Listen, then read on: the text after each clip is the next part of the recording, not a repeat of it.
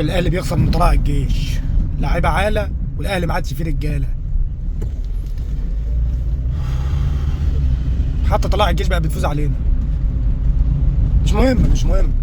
المهم هتسهروا فين النهارده بقى؟ هتروحوا النهارده بقى السحور سهور، هتروحوا سهور، هتجمعوا بعض تروحوا سهور.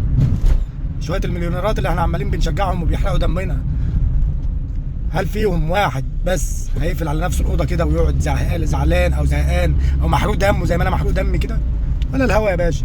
النهارده هيخلصوا الماتش، كل واحد هيروح يستحمى ويضرب الحته ويطلع على السحور ويتسحر في احسن مكان. ولا في دماغه يا باشا. احنا بس اللي بتحرق دمنا، لان الاهلي ده بتاعنا احنا مش بتاعهم هم. شويه لعيبه ما فيهمش واحد يستحق حتى يلبس تيشيرت الاهلي. تيشيرت الاهلي بس يبقى مشجع، حتى كمشجع للاهلي. والله ما فيهم لاعب يستحق ان هو يلبس تيشيرت الاهلي كمشجع، مش كلاعب كوره في النادي الاهلي. ما فيهمش واحد يستحق جنيه، ما فيهمش واحد لعب كوره بجنيه النهارده بجنيه. تقول لي ملايين؟ اللي بيطلب 50 مليون و40 مليون، والارقام بقت عاديه خالص ان هو ياخد 50 مليون و60 مليون و70 مليون و100 مليون. مفيش. احنا خلاص بقينا فرقه ملط، وزعلانين من مدرب المقاولين اللي كان بيقول احنا فرقه ملط. احنا فرقه ملط فعلا. احنا عملنا جمله من اول الماتش، ما عملناش ولا جمله من اول الماتش. اول كره راحت علينا في الدقيقه 3 يا مؤمن، تروح بجون لاعب طلائع الجيش. لا حول ولا قوه الا بالله. حسبي الله ونعم الوكيل في اللي وصل الاهلي للمرحله دي. المدرب بتاعنا بلا حلول، مدرب ابيض.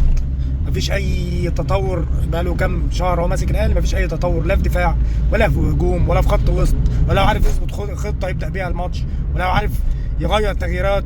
مش عارف يعمل ايه، هو مش عارف يعمل ايه. مفيش.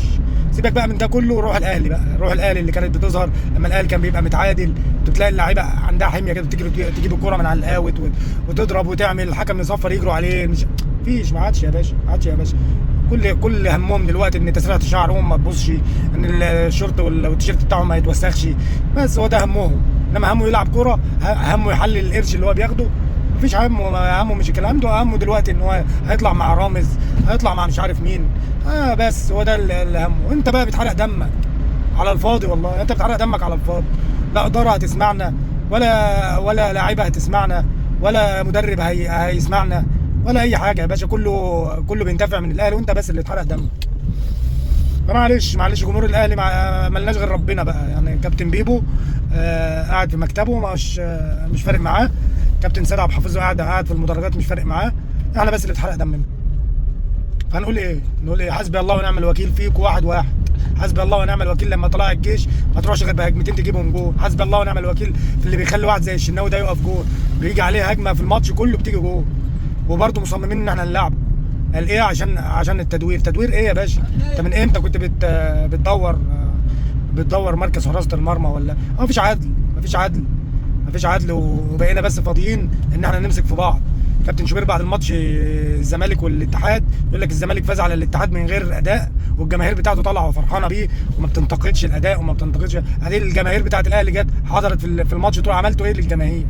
الجماهير طالعه من الماتش تقول لي العب بقى يا عم، خلي عندك دم. ما هو خلي عندك دم، ما انا جاي دافع فلوس عشان احضر الماتش، عشان اتفرج على شويه متخاذلين كلهم. ما فيش واحد فيهم اهلاوي ولا عنده غله حتى يلعب بكرامه، حتى يلعب يحلل القرش اللي بياخده. هتعمل ايه؟ هتطلع تخصم منهم قد ايه؟ 100,000 جنيه في عزومه واحده هو بيصرفهم اصلا. ال 100,000 جنيه اللي انت هتخصمهم منه دول.